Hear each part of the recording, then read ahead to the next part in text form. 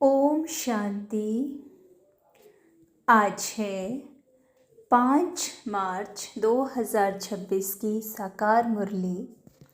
आइए सुनते हैं बाबा के मीठे मीठे महावाक्यों को। मीठे बच्चे, बाप को ज्ञानी तो आत्मा बच्चे ही प्रिय हैं, इसलिए बाप समान मास्टर ज्ञान सागर बनो। प्रश्न है, कल्याणकारी युग में बाप सभी बच्चों को कौन सी स्मृति दिलाते हैं? उत्तर है, बच्चे, तुम्हें अपना घर छोड़े 5000 वर्ष हुए हैं। तुमने 5000 वर्ष में 84 जन्म लिए। अब यह अंतिम जन्म है, वानप्रस्थ अवस्था है, इसलिए अब घर जाने की तैयारी करो, फिर सुखधाम में आएंगे। भल गृहस्थ व्यवहार में रहो, लेकिन इस अंतिम जन्म में पवित्र बन बाप को याद करो। गीत है, महफिल में जल उठी क्षमा। ओम शांति। बच्चों ने यह समझा है कि भगवान एक है, गॉड इज वन। सभी आत्माओं का पिता एक है, उनको परमपिता परमात्मा कहा जाता है। सृष्टि का रचयिता एक है, अनेक हो ही नहीं सकते। इस सिद्धांत अनुसार मनुष्य अपने को भगवान कहला नहीं सकते। अभी तुम ईश्वरीय सर्विस के निमित्त बने हो। ईश्वर नई दुनिया स्थापन कर रहे हैं, जिसको सत्युग कहा जाता है, उसके लिए तुम लायक बन रहे हो। सत्युग में कोई पतित नहीं रहते, अभी तुम पावन बन रहे हो। कहते हैं पतित पावन मैं हूँ, और तुम बच्चों को श्रेष्ठ मत देता हूँ कि मुझ अपने निराकार बाप को याद करने से तुम पतित तमो प्रधान से पावन सतो प्रधान बन जाएंगे। याद रूपी योग अग्नि से तुम्हारे पाप नाश हो जाएंगे। साधु आदि तो कह देते हैं ईश्वर सर्वव्यापी है, एक तरफ कहते भगवान एक है, फिर यहाँ तो बहुत अपने को भगवान कहलाते हैं। श्री श्री 108 जगत गुरु कहलाते हैं। अब जगत का गुरु तो एक ही बाप है। सारे जगत को पावन बनाने वाला एक परमात्मा सारी दुनिया को लिबरेट करता है दुख से। वही दुख हरता सुख करता है। मनुष्यों को यह नहीं कहा जा सकता है, यह भी तुम बच्चे समझते हो। यह है ही पतित दुनिया, सब पतित हैं। पावन दुनिया में है यथा महाराजा महारानी तथा प्रजा। सत्युग में पूज्य महाराजा महारानी होते हैं, फिर भक्ति मार्ग में पुजारी बन जाते हैं। सत्युग में जो महाराजा महारानी हैं, उनकी जब 2 कलाएं कम होती हैं तो राजा रानी कहा जाता है। यह सब बातें डिटेल की हैं, नहीं तो 1 सेकंड में जीवन मुक्ति। बाप समझाते हैं, भल गृहस्थ व्यवहार में रहो, परंतु यह अंतिम जन्म पवित्र रहो। अब वानप्रस्थ अवस्था है। वानप्रस्थ व शांति धाम एक ही बात है। यहाँ आत्माएं ब्रह्म तत्व में रहती हैं, जिसको ब्रह्मांड कहते हैं। वास्तव में आत्माएं कोई अंडे मिसल नहीं हैं, आत्मा तो स्टार है। बाबा ने समझाया है, जो भी आत्माएं हैं इस ड्रामा में एक्टर्स हैं। जैसे एक्टर्स नाटक में ड्रेस बदलते हैं, भिन्न भिन्न पार्ट बजाते हैं, यह भी बेहद का नाटक है। आत्माएं इस सृष्टि पर 5 तत्वों के बने हुए शरीर में प्रवेश कर पार्ट बजाती हैं, शुरू से लेकर। परमात्मा और ब्रह्मा विष्णु शंकर सब एक्टर्स हैं। नाटक में भिन्न भिन्न प्रकार की ड्रेस मिलती है पार्ट बजाने। घर में आत्माएं सब शरीर के बिगड़ रहती हैं। फिर जब 5 तत्वों का शरीर तैयार होता है, तब उनमें प्रवेश करती हैं। 84 शरीर मिलते हैं तो नाम भी इतने बदलते हैं। आत्मा का नाम एक है। अब शिव बाबा तो है ही पतित पावन, उनको अपना शरीर नहीं है, शरीर का आधार लेना पड़ता है। कहते हैं मेरा नाम शिव ही है, भल पुराने शरीर में आता हूँ। इनके शरीर का नाम अपना है, इनका व्यक्त नाम है, फिर अव्यक्ति नाम पड़ा है। एक धर्म वाला दूसरे धर्म में जाता है तो नाम बदलता है। तुम भी शूद्र धर्म से बदल ब्राह्मण धर्म में आए हो तो नाम बदला है। तुम लिखते हो शिव बाबा थ्रू ब्रह्मा। शिव बाबा परमपिता परमात्मा है, उनका नाम नहीं बदलता है। शिव बाबा ब्रह्मा द्वारा स्थापना करा रहे हैं आदि सनातन देवी देवता धर्म की, जो प्रायः लोप हो गया है। जो पावन पूज्य थे वे ही पतित पुजारी बनते हैं। 84 जन्म पूरे किए हैं, अब फिर से देवी देवता धर्म स्थापन होता है। गाया हुआ है परम पिता परमात्मा आकर ब्रह्मा द्वारा फिर से स्थापना कराते हैं, तो ब्राह्मण ज़रूर चाहिए। ब्रह्मा और ब्राह्मण कहाँ से आए? शिव बाबा आकर ब्रह्मा द्वारा अडॉप्ट करते हैं, कहते हैं तुम हमारे हो। शिव बाबा के बच्चे तो हो ही, फिर ब्रह्मा द्वारा पोत्रे हो जाते हो। पिता तो एक है सारी प्रजा का। इतने सब बच्चे कुमार कुमारियां हैं, उनको शिव बाबा ब्रह्मा द्वारा अडॉप्ट करते हैं। मनुष्यों को पता थोड़े ही है। बाप आकर आदि सनातन देवी देवता धर्म स्थापन करते हैं, तो ऐसे नहीं कि नए सिर आते रहते हैं। जैसे दिखाते हैं प्रलय हुई, फिर पत्ते पर सागर में आया। अब यह तो सब कहानियाँ बनाई हुई हैं। यह वर्ल्ड की हिस्ट्री ज्योग्राफी रिपीट होती रहती है।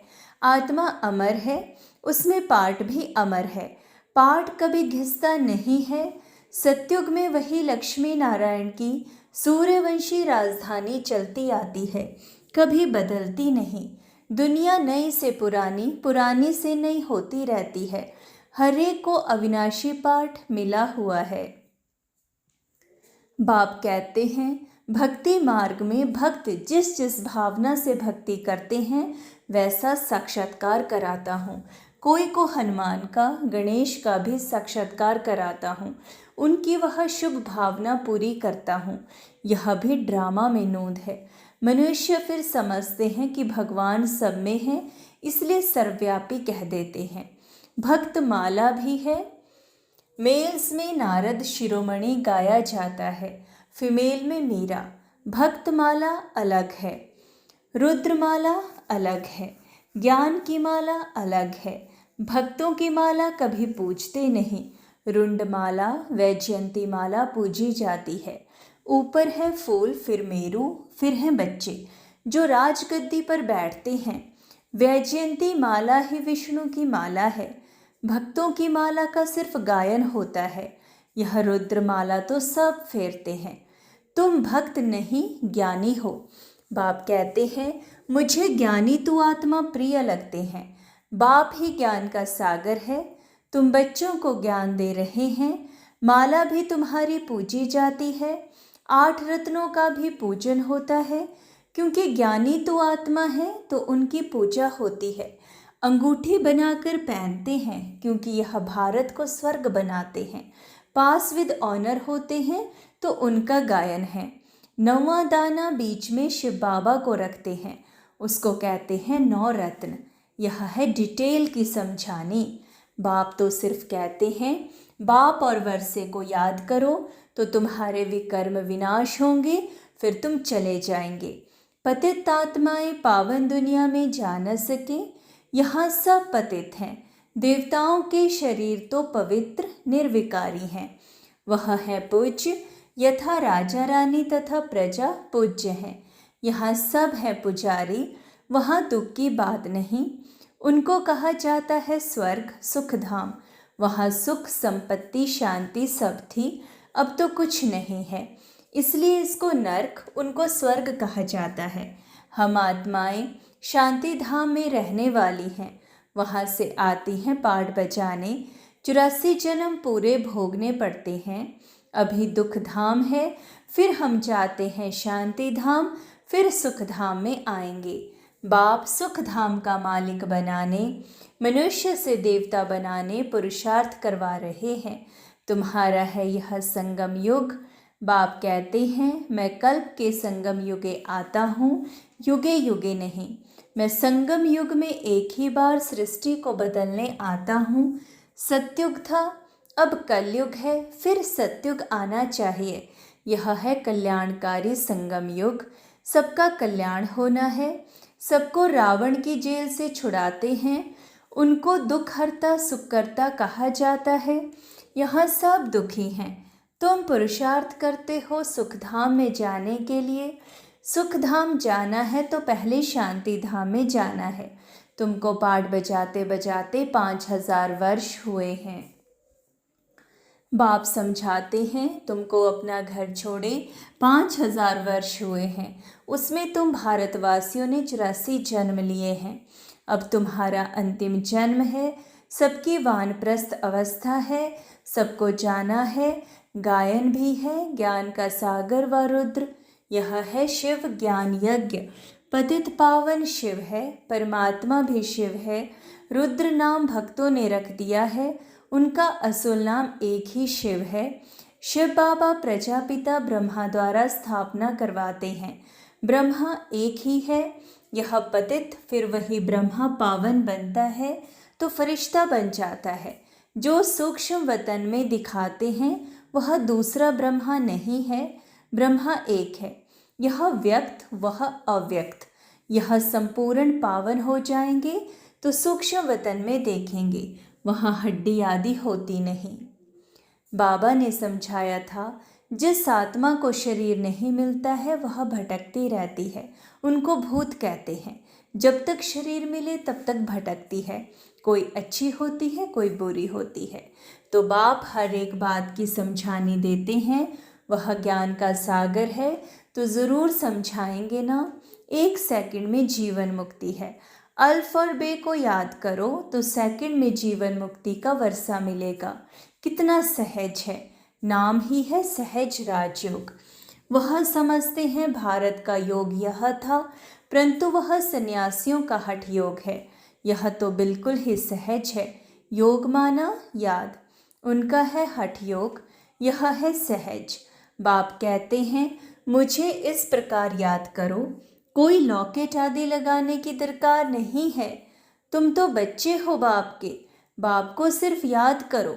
तुम यहाँ पाठ बजाने आए हो, अब सबको वापस घर जाना है, फिर वही पाठ बजाना है। भारतवासी ही सूर्यवंशी, चंद्रवंशी, वैश्यवंशी, शूद्रवंशी बनते हैं। इस बीच में और धर्म वाले भी आते हैं। 84 जन्म तुम लेते हो, फिर तुमको ही नंबर 1 में जाना है। फिर तुम सतयुग में आएंगे तो और सभी शांति धाम में होंगे। और धर्म वालों के वर्ण नहीं हैं, वर्ण भारत के ही हैं। तुम ही सूर्यवंशी चंद्रवंशी बने थे, अभी ब्राह्मण वर्ण में हो।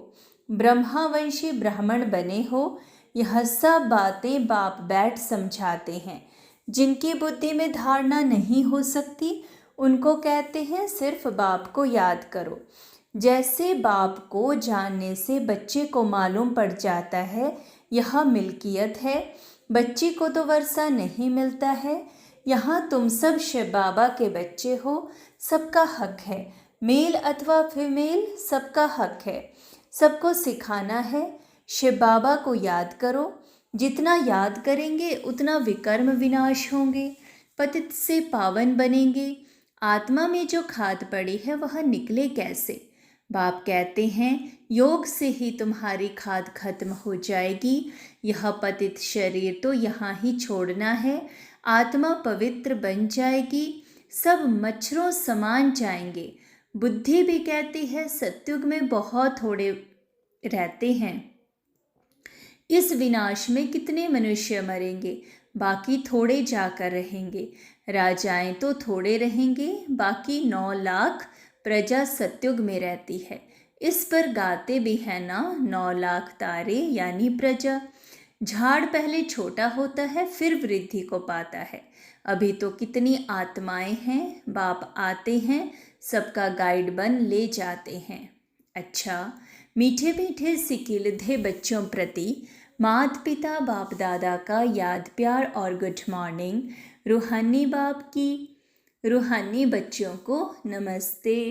हम रूहानी बच्चों की रूहानी बाप दादा को याद प्यार गुड मॉर्निंग और नमस्ते। धारणा के लिए मुख्य सार नंबर 1, योग अग्नि से विकर्मों की खाद को भस्म कर पावन बनना है। अब वानप्रस्थ अवस्था है, इसलिए वापस घर जाने के लिए संपूर्ण सतोप्रधान बनना है। नंबर 2, इस कल्याणकारी युग में बाप समान दुखहर्ता सुखकर्ता बनना है। वरदान है, सदा कंबाइंड स्वरूप की स्मृति द्वारा मुश्किल कार्य को सहज बनाने वाले डबल लाइट भव। जो बच्चे निरंतर याद में रहते हैं वे सदा साथ का अनुभव करते हैं। उनके सामने कोई भी समस्या आएगी तो अपने को कंबाइंड अनुभव करेंगे, घबराएंगे नहीं। ये कंबाइंड स्वरूप की स्मृति कोई भी मुश्किल कार्य को सहज बना देती है। कभी कोई बड़ी बात सामने आए तो अपना बोझ बाप के ऊपर रख स्वयं डबल लाइट हो जाओ, तो फरिश्ते समान दिन रात खुशी में मन से डांस करते रहेंगे। श्लोगन है, किसी भी कारण का निवारण कर संतुष्ट रहने और करने वाले ही संतुष्ट मणि हैं। शुक्रिया बाबा, शुक्रिया। अव्यक्त इशारे, निश्चय के फाउंडेशन को मजबूत कर सदा निर्भय और निश्चिंत रहो। श्रीमद् प्रमाण हर कदम हो तो सदा निश्चिंत रहेंगे, और निश्चिंत है तो सदा यथार्थ निर्णय देंगे। जब निर्णय यथार्थ होगा तो विजय होंगे। त्रिकालदर्शी आत्मा सदा ही निश्चिंत रहती है, क्योंकि उसे निश्चय है कि हमारी विजय हुई ही पड़ी है। शुक्रिया मेरे बाबा, शुक्रिया। ओम शांति।